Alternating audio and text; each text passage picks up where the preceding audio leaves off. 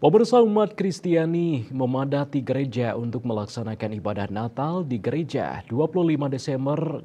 Terkait hal tersebut, Kapolres Badung AKBP Teguh Priyo Wasono melakukan pemantauan pengamanan perayaan Natal.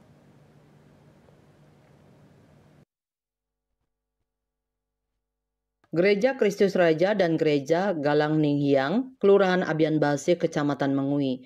Tujuannya untuk memastikan perayaan Natal berlangsung aman. Kapolres menyatakan pemantauan ini merupakan bagian dari rangkaian Operasi Lilin Agung 2024. Tujuannya untuk melakukan pengecekan kondisi di lokasi ibadah serta memastikan kesiapan personil yang bertugas dalam pengamanan. Pada kesempatan tersebut, Teguh berdialog dengan pengurus gereja terkait kegiatan yang dilaksanakan.